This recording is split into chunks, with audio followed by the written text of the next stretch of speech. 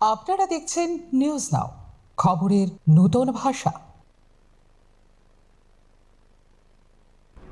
রবিবার গভীর রাতে গান্ধীগ্রাম উচ্চ বিদ্যালয়ে সংঘটিত হল বড় ধরনের চুরির ঘটনা। সোমবার সকালে স্কুলে এসে প্রথমে বিষয়টি নজরে আসে প্রাথমিক বিভাগের প্রধান শিক্ষকের।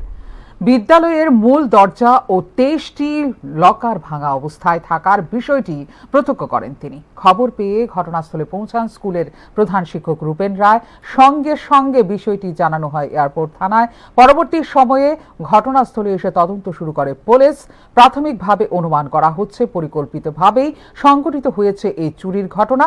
উল্লেখ করা যেতে পারে, এয়ারপোর্ট থানা এলাকায় গত 1 মাসে এটি তৃতীয় চুরির ঘটনা।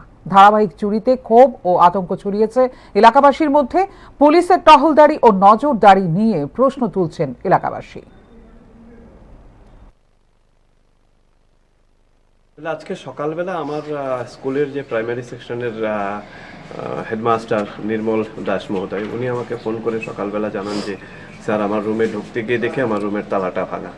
তো তখন আমি সঙ্গে সঙ্গে ওনাকে বলেছি যে আপনি একটা কাজ করুন, আপনি উপরে আমাদের রুমগুলো একবার চেক করে দেখেন ওইখানে তালা ভাঙা আছে কিনা। তো উনি সঙ্গে সঙ্গে ফোন নিয়ে উপরে এসছেন, এসে দেখেছেন যে সমস্ত রুমের, আমার রুমের মানে হেডমাস্টারের রুম, অ্যাসিস্ট্যান্ট হেডমিস্ট্রেসের রুম, আমাদের অফিস রুম, আমাদের ইন্টারেক্টিভ স্মার্ট ক্লাসের রুম,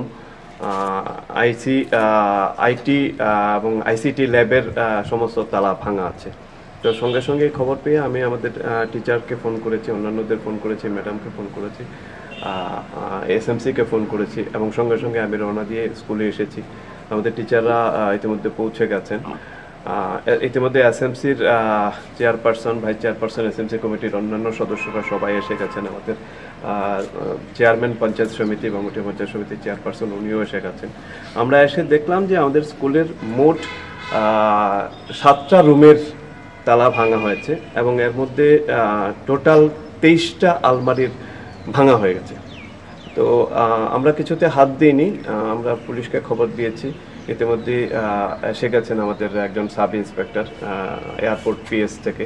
তো উনি ওনার টিম সহ ইনভেস্টিগেশন করছেন। তো আমরা দেখেছি যে আমাদের 23টা আলমারির সব লন্ডভন্ড আছে, কাগজপত্র নিচে ফেলানো আছে, সমস্ত কিছু।